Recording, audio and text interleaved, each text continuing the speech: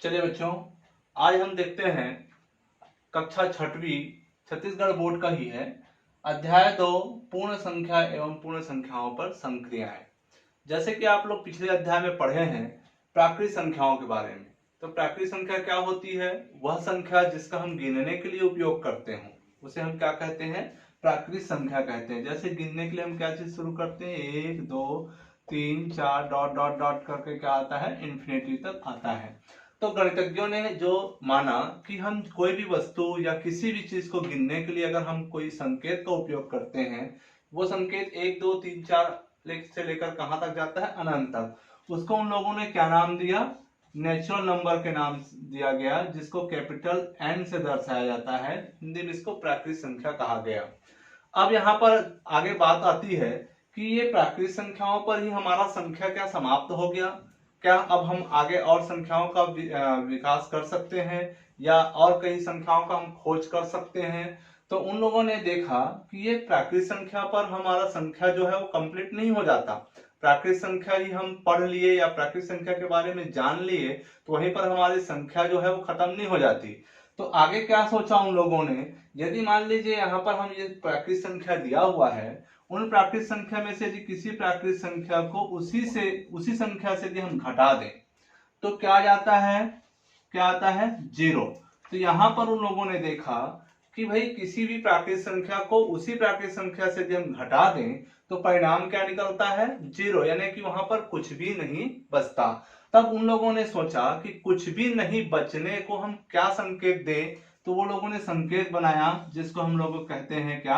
0। उन लोगों ने क्या संकेत बनाया? 0 को। और उस 0 को वो जो है अपनी संख्या में क्या करना चाहा? शामिल करना चाहा। जैसे कि मान लीजिए आगे उन लोगों ने फिर सोचा कि यदि मान लीजिए किसी पेड़ पर यदि 10 पक्षी बैठे हुए हैं। कितने पक्षी बैठे हैं? 10। 10 के 10 पक्षी यदि उड़ गए तो उस पेड़ पर कितने पक्षी बचे? तो वहां पर कुछ नहीं बचा। कुछ नहीं बचा के लिए उन लोगों ने क्या संकेत बनाया? 0 का। तो उन लोगों ने 0 का आविष्कार किया कि यह चलिए अब 0 की हमको आवश्यकता है। वो प्राकृत संख्या में नहीं आता, 0 को प्राकृत संख्या नहीं माना, लेकिन उसने अब इस 0 को प्राकृत संख्या के साथ शामिल करना है तो उसने क्या किया? एक अलग से नामकरण किया। तो उसका नाम क्या लग दिया? W, यानी कि होल नंबर कहा, जिसको W कैपिटल W से दर्शाया। होल नंबर यानी कि इसको हिंदी में कहते हैं पूर्ण संख्या। अब उन वैज्ञानिकों ने माना कि हमारा जो संख्या है यानी कि प्राकृत संख्याओं के साथ साथ यदि हम 0 को शामिल कर दें, यानी 0 को लगा दें 1 2 3 4 डॉट डॉट डॉट डॉट कहां तक जाता है? इन्फिनिटी तक। तो प्राकृत संख्याओं के साथ 0 को शामिल कर दिया, लेकिन प्राकृत संख्या 0 नहीं है, लेकिन इसको 0 को प्राकृत संख्या से शामिल किया तब उसका क्या किया? नामकरण कर दिया। क्या नाम दिया उसको? पूर्ण संख्या, जिसको अंग्रेजी के कैपिटल W से दर्शाया जाता है। ठीक है। तो अब उन लोगों ने क्या देखा कि ये एक पूर्ण संख्या के रूप में एक नया संख्या का आविष्कार हुआ। तो इन्हीं पूर्ण संख्याओं पर आज हम पढ़ेंगे। इसे ही हम पूर्ण संख्या कहते हैं।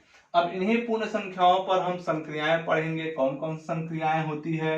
गणित की 4 संक्रियाएं होती है। कौन कौन सा? एक होता है जोड़ना, दूसरा होता है घटाना, तीसरा होता है गुणा और चौथा होता है भाग।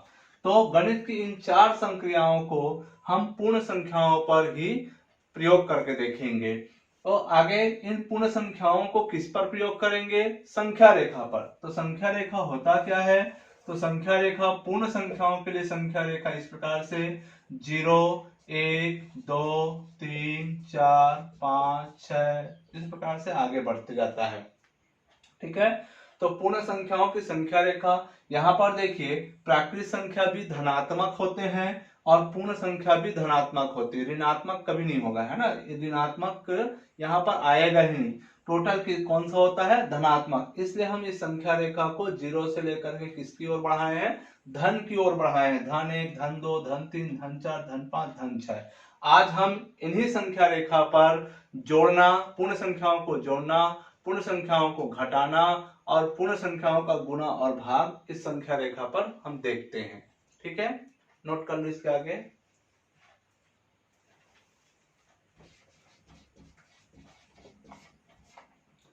जोड़ना।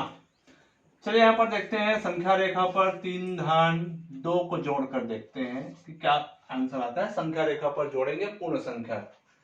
ठीक है, ये भी एक पूर्ण संख्या है, ये भी एक पूर्ण संख्या है।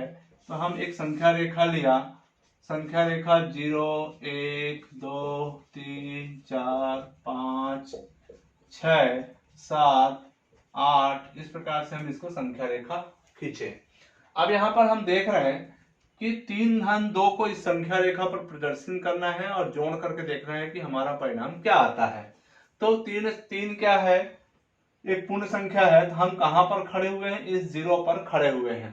तो 0 से हम कितने कदम चलेंगे आगे, जब भी हम आगे जाते हैं तो प्लस होता है और पीछे जब आएंगे तो माइनस होगा। तो यहाँ पर देखिए +3 करें,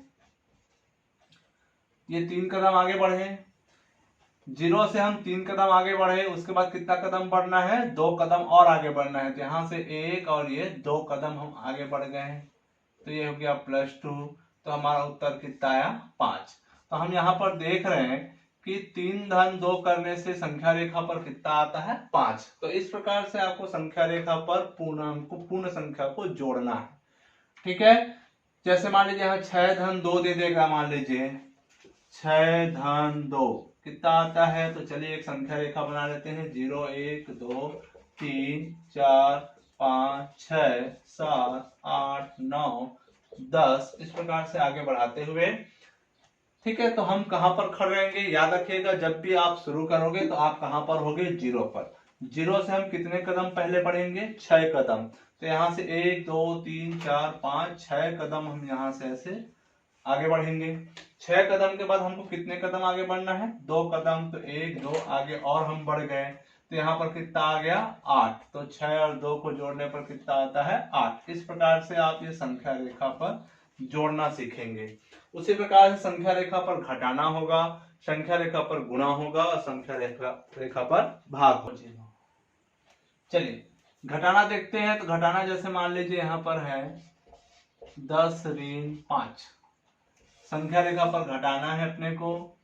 0 1 2 3 4 5 6 7 8 9 10 11 12, इस प्रकार से है।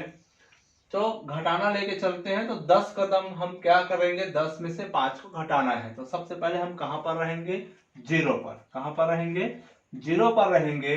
0 से हम कहां तक जाएंगे, 10 तक। कहां तक जाएंगे, आगे बढ़ेंगे, 10 तक आ गए, ये हो गया +10। इसके बाद जो है 10 से हमको कितना कदम पीछे जाना है, -5 लिखा है, यानी कि ऋण 5 लिखा है, मतलब हमको 5 कदम पीछे आना है। तो चलिए यहाँ पर 1 2 3 4 5 कदम हम इस 10 से पीछे आ गए। ठीक है, तो ये हो गया ऋण 5। तो आंसर कितना आ गया, 5। तो यहाँ से इस प्रकार से 10 में से 5 घटाए तो कितना आ गया, 5। उसी प्रकार से एक और उदाहरण ले लेते हैं, जैसे कि मान लीजिए 8 ऋण 4। 8 ऋण 4 लेके देखते हैं। तो यहाँ पर फिर से वही संख्या रेखा बनाएंगे, 0 1 2 3 4 5 6 7 8 9 10, इस प्रकार से आगे बढ़ाते हुए आप पहले कहां पर रहोगे, 0 पर। 0 से कितने कदम आगे बढ़ोगे, 8 कदम। 1 2 3 4 5 6 7 8 कदम हम यहाँ पर आ गए, 8 कदम यहाँ पर आ गए। यहाँ आने के बाद हम देख रहे हैं कि हम 4 कदम पीछे जाना है, ऋण 4 लिखा है, मतलब आपको 4 कदम पीछे जाना है। तो यहाँ से 1 2 3 4 कदम हम यहाँ से पीछे आ गए। तो ये हो गया ऋण 4 और ये था +8, है ना। तो यहाँ पर आंसर कितना आ गया, 4। कितना आ गया, 4। यानी कि हम 8 में से यदि हम 4 को घटाएं तो उत्तर कितना आता है, 4। तो इस प्रकार से आप संख्या रेखा पर घटाना सीखेंगे। चलिए आगे संख्या रेखा पर गुणा देखते हैं। गुणा जैसे मान लीजिए यहाँ पर लिख देता है 3 गुना 4।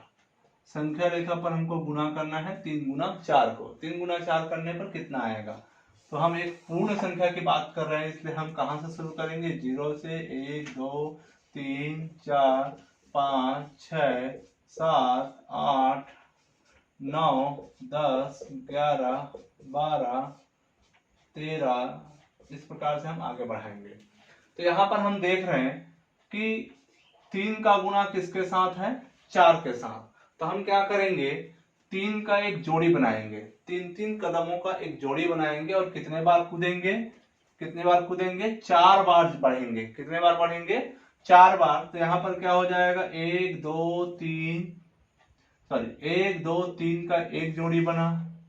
कितने बार करना है, 3 करके जोड़ी, 4 बार। 1 2 3 यहाँ दूसरा हो गया, फिर 1 2 3 तीसरा जोड़ी हो गया, फिर 1 2 3 ये चौथा जोड़ी हो गया। ठीक है, तो 3 का एक जोड़ी बनाकर कितने बार करना था, 4 बार। 1 2 3 4, तो उत्तर कितना आ गया, 12। तो 3 गुना 4 करने पर कितना आ गया, 12 आया।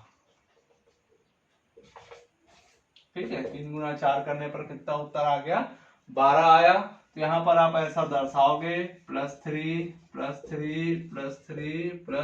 ऐसा। ठीक है, तो 3 का एक जोड़ी बनाया और कितने बार किए उस काम को, हम 4 बार किए हैं। यहाँ पर यदि 2 लिखा रहता तो हम उसको 2 की जोड़ी बनाते और उसको कितने बार लिखते, 4 बार। जैसे फॉर एग्जांपल ले लेते हैं, जैसे 2 गुना 6 की बात करते हैं। चलिए 2 गुना 6 में कितना आएगा, तो सेम ऐसी संख्या रेखा बनाते हैं, 0 1 2 3 4 5 6 7 8 9 10 11 और ये 12 और ये 13, इस प्रकार से आगे बढ़ाया। कितने का जोड़ी बनाना है, 2 की जोड़ी बनानी है। तो 1 2 एक जोड़ी बन गया। कितने बार करना है ऐसा काम, 6 बार करना है। 1 2 1 2 1 2 1 2 फिर 1 2, कितने बार हो गया, 1 2 3 4 5 6 बार। तो यहाँ पर हो जाएगा +2 +2 +2 +2 +2 और इस प्रकार से +2। तो कितना उत्तर आया इसका, 12। तो इस प्रकार से आप संख्या रेखा पर पूर्ण संख्याओं को गुणा करेंगे। क्लियर है। चलिए संख्या रेखा पर हम भाग देखते हैं। कोई भी संख्या जैसे ले लेते हैं, मान लीजिए 12 भागित, चलिए 4 ले लेते हैं, 12 भागित 4। तो इसको हम संख्या रेखा पर दर्शाएंगे। तो इस प्रकार से हम संख्या रेखा बनाएंगे, 0 1 2 3 4 5 6 7 8 9 10 11 12 13, इस प्रकार से हम आगे बढ़ाएंगे। तो यहाँ पर हम देख रहे हैं 12 भागित 4। संख्याएं जो है, गुणा जो होता है वो प्लस पर डिपेंड करता है और भाग देना जो है वो ऋण के ऊपर होता है। ठीक है, तो हम यहाँ पर क्या करेंगे, 12 को भाग करना है 4 से, तो हम 4 की एक जोड़ी बनाएंगे और हम पीछे यानी कि घटाने पर काम करेंगे। यहाँ पर क्या हो जाएगा, धन। गुणा के लिए हम जोड़ना करते हैं और भाग के लिए हम क्या करते हैं, घटाना। तो हम सबसे पहले यहाँ कहाँ खड़े हो जाएंगे, 12 पर खड़े हो जाएंगे। ये 12 लिखा है, तो हम कहाँ खड़े हो जाएंगे, सीधा 12 पर। और 12 पर खड़े होने के बाद हम कितने का जोड़ी बनाएंगे, 4 अंकों का। तो 1 2, यहां से 1 2 3 4 का एक जोड़ी बनाया, पीछे आ रहे हैं इसलिए ऋण 4 हो जाएगा। फिर उसके बाद जो है यहाँ से फिर एक 4 का जोड़ी बनाएंगे, 1 2 3 4 का एक जोड़ी बन गया, इस प्रकार से ऋण 4। फिर यहाँ से 1 2 3 4। ये प्रक्रिया कब तक करना है, जब तक हम 0 पर ना पहुंच जाए। ये प्रक्रिया कब तक करोगे, जब तक आप 0 तक ना आ जाइए। 0 तक जैसे ही आए वो प्रक्रिया खत्म हो जाता है और हम देखते हैं कि 0 तक हम कितने बार में पहुंचे हैं। तो 1 बार, 2 बार और ये 3 बार, यानी कि 12 को यदि हम 4 से भाग देंगे तो कितना आएगा, 3। क्लियर है। तो ये आपका काम इस प्रकार से होगा। हम जो है 4 का जोड़ी बनाया और जोड़ी बना करके हम 0 तक कितने बार में पहुंचे वो देखते हैं। तो हम 3 बार में पहुंचे हैं। ठीक है, तो चलिए एक आध और ले लेते हैं उदाहरण के लिए। जैसे मान लीजिए ले लेते हैं 15 भागित 3। 15 भागित 3। चलिए इसको संख्या रेखा पर दर्शाते हैं। संख्या रेखा पर 0 1 2 3 4 5 6 7 8 9 10 11 12 13 14 और ये 15, इस प्रकार से है। तो 15/3 का मतलब क्या होगा, हम सबसे पहले कहां पर रहेंगे, 15 पर। कहां पर रहेंगे, 15 पर रहेंगे। और कितने का जोड़ी बनाना है हमको, 3-3 अंकों की जोड़ी बनाना है। तो चलिए यहां से हम शुरू करेंगे, 1 2 3, एक जोड़ी बना। कितने बार करेंगे ये काम हम, जब तक कि 0 तक ना पहुंच जाए। तो 3-3 की जोड़ी बना के 1 2 3, 1 2 3, 1 2 3, 1 2 3, यहाँ पहुंच गए 0 तक। तो यहाँ पर लिखेंगे ऋण 3, ऋण 3 और ये ऋण 3। तो कितने बार में पहुंचे, 1 2 3 4 5, कितने बार में पहुंच गए हम, 5। तो 15 को 3 से भाग देंगे तो उत्तर कितना आएगा, 5। क्लियर है। तो इसी प्रकार से आपको संख्या रेखा पर पूर्ण संख्याओं को भाग भी देना है। क्लियर है, नोट कर लो। चलिए आगे देखते हैं हम स्थानीय मान।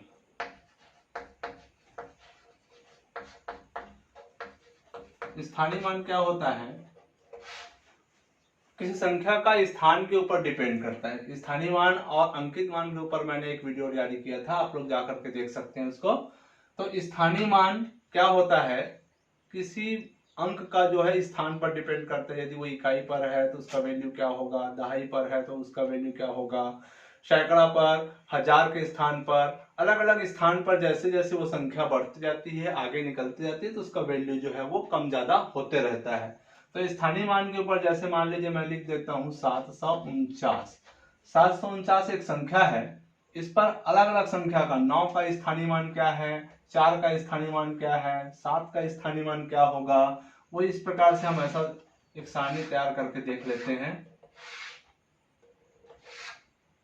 3 अंकों की बात करते हैं तो ये संख्या है, इकाई का है, फिर दहाई है, फिर सैकड़ा है। ठीक है, तो इकाई में हमारी क्या लिखा हुआ है, 9। तो हम किससे गुना करेंगे, 9 को, इकाई की संख्या जो होती है उसको 1 से गुना होता है, लिख देता हूं यहाँ पर गुना 1। दहाई की संख्या में क्या होता है, गुना 10। और सैकड़ा की संख्या में क्या होता है, गुना 100। उसी प्रकार से जैसे जैसे हम आगे बढ़ते जाते हैं, 1000 पर क्या होगा, तो 1000 पर गुना होगा, 1000 के साथ गुना होगा। तो यहाँ पर देखिए इकाई की संख्या है 9, तो 9 का गुना किसके साथ होगा, 1 के साथ। तो इसका मान क्या आएगा, 9 1 का 9। वैसी जो है यहाँ पर दहाई की संख्या क्या लिखा हुआ है, 4। तो 4 का गुना किसके साथ होगा, 10 के साथ। तो कितना हो गया, 4 दहा 40, यानी कि 4 का स्थानीय मान क्या कहलाएगा, 40। उसी प्रकार से 7 का स्थानीय मान का गुना किसके साथ होगा, 100 के साथ। तो कितना आ जाएगा यहाँ 700। तो ये स्थानीय मान कितना आ गया, 700। तो इस प्रकार से आपको हल करना है, समझना है। तो स्थानीय मान के ऊपर क्या होता है, जैसे जैसे आंकड़े जो है जिस स्थान पर बैठा होता है उसके हिसाब से उसका वैल्यू होता है। भाई तब इसी चीज को अगर हम ऐसा पलट दें, 9 4 7 लिख दें, तब इसका स्थानीय मान क्या होगा, तो क्या होगा, 7 का क्या होगा स्थानीय मान, 1 का गुना करें तो ये हो जाएगा 7।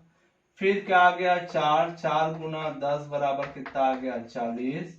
उसी प्रकार से 9 का यहाँ हो जाएगा, सैकड़ा के स्थान पर है, तो 9 गुना 100 बराबर कितना आ जाएगा, 900। देखिए यहाँ पर पहले 9 जो है वो सिर्फ जो है 9 कहलाता था, यानी कि उसका स्थान क्या था, इकाई पर, तो वो 9 कहलाया। अब वही 9 जो है वो अब सैकड़ा के स्थान पर आ गया है, तब वो क्या कहला रहा है, 900। अच्छा, यहाँ पर जो 9 जो है वो सिर्फ क्या है, अंकित मान है। 9 अंकित मान, यानी कि उस संख्या का नाम है 9, और उस संख्या का जो स्थान है अदल बदल हो रहा है, तो उस अदल बदल के हिसाब के उसका जो स्थान का जो मान है वो बदल रहा है। पहले इकाई में था तो सिर्फ 9 कहलाया, अब वो सैकड़ा के स्थान पर आ गया है तो वो क्या बन गया, 900। उसी प्रकार से 7 जो है स्थान पहले था उसका सैकड़ा की जगह पर, तो क्या कहलाता था वो 700। अब जो है वो क्या बन गया है, इकाई के स्थान पर आ गया है, तो अब वो क्या कहला रहा है, 7। तो यही होता है अंकित मान और स्थानीय मान। अंकित मान नहीं बदलता, स्थानीय मान हमेशा बदलते रहता है, कभी कम हो सकता है, कभी ज्यादा भी हो सकता है, उसके स्थान पर डिपेंड करता है। वैसे जो है 1000 10,000 आगे बढ़ते जाएगा, उस संख्याओं का उससे गुना होते जाता है। क्लियर है, ठीक।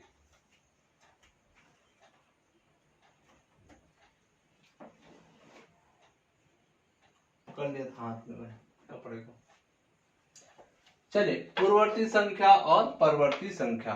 पूर्ववर्ती संख्या क्या होता है? पूर्व की जो पहले मतलब पूर्व की है, यानी किसी संख्या के पहले की बात होती है। किसी संख्या के पहले की जो संख्या है उसको हम पूर्ववर्ती संख्या कहते हैं, और किसी संख्या के बाद की जो संख्या है उसे हम परवर्ती संख्या कहते हैं। जैसे मान लीजिए मैं कोई संख्या ले लेता हूं 5, कोई संख्या ले लिया 5, तो 5 के जो पहले कौन सी संख्या आती है तो वो है 4, और 5 के जो बाद संख्या आती है वो कौन सी संख्या है? 4।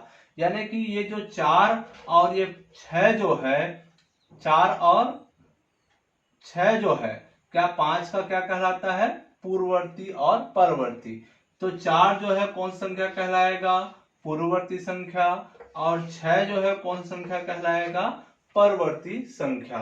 तो ये संख्या हम कैसे निकालते हैं? तो किसी भी संख्या की पूर्ववर्ती संख्या निकालने के लिए उस संख्या में एक घटा दो। जैसे कोई भी संख्या है उस संख्या में क्या कर दोगे? एक घटा दोगे तो क्या निकल जाएगी? पूर्ववर्ती संख्या। तो इसका फॉर्मूला लिख देता हूं मैं, क्या हो सकता है?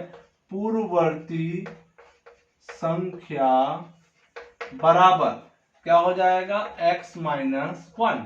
यानी कि किसी भी संख्या में एक घटा देने से उसका पूर्ववर्ती संख्या निकल जाता है। उसी प्रकार से परवर्ती संख्या में, परवर्ती संख्या कैसे निकालते हैं हम? परवर्ती संख्या, तो परवर्ती संख्या क्या होता है? किसी संख्या में एक जोड़ने पर, किसी संख्या में यदि हम एक जोड़ दें तो क्या निकल जाता है? परवर्ती संख्या निकल जाता है। जैसे कि यहाँ पर हमने एक संख्या लिया 5, तो 5 जो है उसमें क्या करेंगे? एक घटाएंगे तो क्या निकल जाएगा? ये 4। यानी कि ये 4 जो है इस 5 का पूर्ववर्ती संख्या है। और इसी प्रकार से यदि हम 5 लिए उसमें एक जोड़ दिए तो क्या आया? 6। ये 6 जो है उस 5 का परवर्ती संख्या है। समझ में आया? तो पूर्ववर्ती और परवर्ती, पूर्ववर्ती मतलब होता है संख्या के एक माइनस करने पर आता है, और परवर्ती संख्या जो है उस संख्या में एक जोड़ने पर आता है। क्लियर है? हम देखते हैं आगे प्रश्नावली 2.1। प्रश्नावली 2.1 का जो पहला सवाल है वो क्या कहता है? पहला सवाल कहता है कि सबसे छोटी प्राकृतिक संख्या कौन सी है? तो सबसे छोटी प्राकृतिक संख्या कौन सी है? पहला सवाल, सबसे छोटी प्राकृतिक संख्या कौन सी है? इसके बारे में आपको पहले ही बता चुका हूं कि सबसे छोटी प्राकृतिक संख्या क्या होती है। इसका उत्तर आप अपने कॉपी में बनाएंगे। ठीक है, सबसे छोटी प्राकृतिक संख्या क्या होती है? सबसे छोटी प्राकृतिक संख्या उत्तर लिखते समय आप कैसे लिखेंगे? सबसे छोटी प्राकृतिक संख्या एक होती है। सबसे छोटी प्राकृतिक संख्या क्या है? एक है। सबसे छोटी प्राकृतिक संख्या एक है भी लिख सकते हो, और एक होती है लिख सकते हैं। ठीक है, उसके बाद जो है दूसरा सवाल क्या दिया हुआ है? वह पूर्ण संख्या, वह कौन सी पूर्ण संख्या जो प्राकृतिक संख्या नहीं है? दूसरा नंबर का जो सवाल दिया हुआ है लिखता है, वह कौन सी पूर्ण संख्या है जो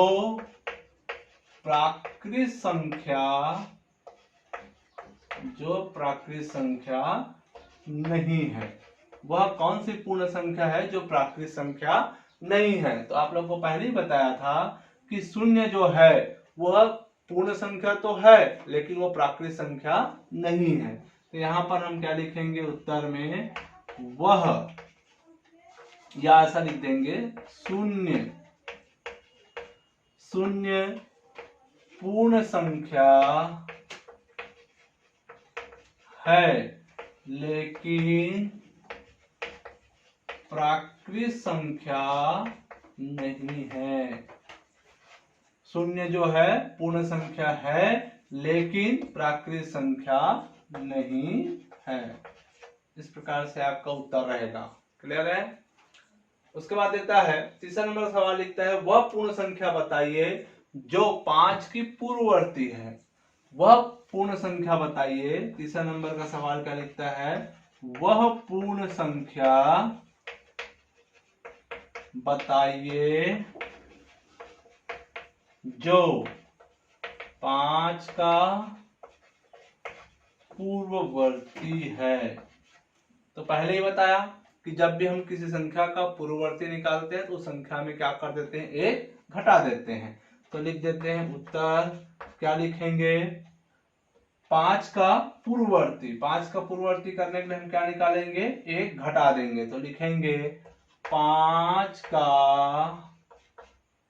पूर्ववर्ती संख्या बराबर क्या करेंगे, 5 ऋण 1 बराबर कितना आ जाएगा, 4। तो 5 का पूर्ववर्ती संख्या क्या होगी, 4 होगी। ये आप ऐसा उत्तर करके लिख दीजिए।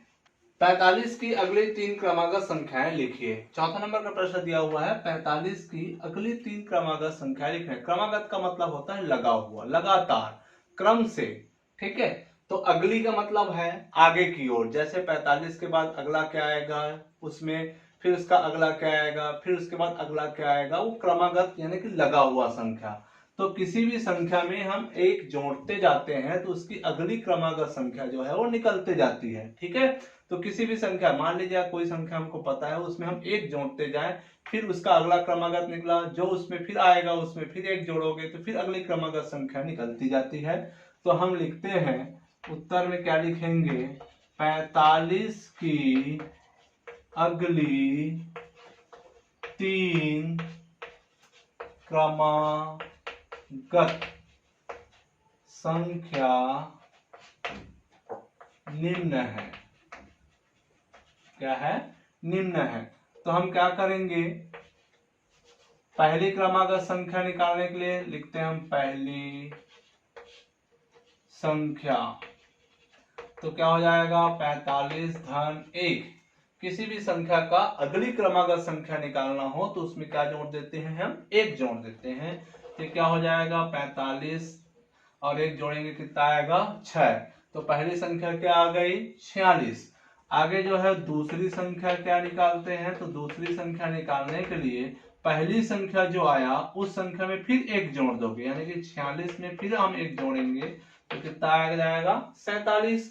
आगे जो है हम तीसरी संख्या निकालते हैं तो तीसरी संख्या बराबर क्या हो जाएगा, जो दूसरी संख्या आया है उसमें फिर एक जोड़ दीजिए तो 47 धन 1 बराबर कितना हो जाएगा, 48।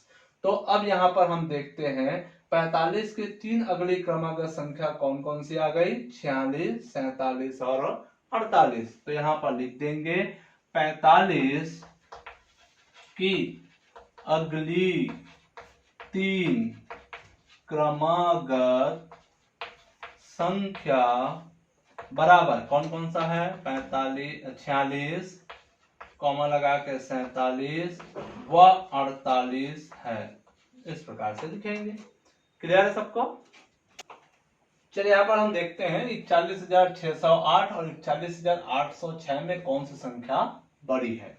41,608 और 41,806 में वह संख्या कौन सी बड़ी हमको देखना है। तो हम पहले ही बताए थे कि जब भी हमको कोई बड़ी या छोटी संख्या देखनी होती है तो हम क्या करते हैं, उसका कहा जाए कि उसकी संख्याओं को मिलाते हैं। यहाँ पर देखिए इकाई, दहाई, सैकड़ा, हजार, 10,000 है। यहाँ इकाई, दहाई, सैकड़ा, हजार, ये 10,000 है, यानी कि दोनों की संख्याएं जो है इक्वल है, यानी कि यहाँ भी 10,000 तक जा रहा है और वहां भी 10,000 तक के जा रहा है। तो इन दोनों में कौन बड़ा है ये देखने के लिए हम इस दोनों में हम क्या करेंगे, तुलना करेंगे। तो तुलना कहाँ से होता है, आगे की तरफ से हम तुलना करते बढ़ते हैं। जैसे 41,608 और 41,806 में कौन बड़ा है। तो यहाँ हम दोनों में इकाई, दहाई, सैकड़ा, हजार देख लिए, दोनों इक्वल आ गया। अब हम दोनों को पेयर मिलाएंगे, जोड़ी बनाएंगे। तो यहाँ देखते हैं, यहाँ भी 4 है, यहाँ भी 4 है, कोई बड़ा छोटा नहीं है, यहाँ हम नहीं बता सकते। उसके बाद हम देख रहे हैं कि यहाँ 1 है, यहाँ भी 1 है, दोनों बराबर हो गया। अभी भी हम क्लियर नहीं कर सकते कि कौन बड़ा कौन छोटा। अब यहाँ पर हम देखते हैं तीसरा नंबर का जो संख्या है 6 है और यहाँ पर जो है वो 8 है। तो 6 जो है वो 8 से छोटी है, यानी कि ये संख्या जो है वो छोटी है और ये संख्या जो है वो बड़ी है। ये यहाँ पर हमको क्लियर हो गया। अब हम आगे नहीं बढ़ेंगे, आगे क्या लिखा हुआ है उसको हम नहीं देखते। जहां पर हमको छोटा या बड़ा पता चल गया उसके आगे आपको नहीं जाना है, ठीक है। तो यहाँ देखिए ये 6 है और ये क्या है 8 है, यानी कि ये संख्या छोटी है और ये संख्या जो है बड़ी है। तो जो संख्या बड़ी होती है उसकी तरफ आपको ऐसा मुंह खोलना होता है। क्लियर है? चलिए, यहां तक आप लोग जो है अपने फेयर कॉपी में तैयार करेंगे। इसके आगे जो छठवां सवाल जो है मैं अगले वीडियो में आपको जारी करूंगा। ओके।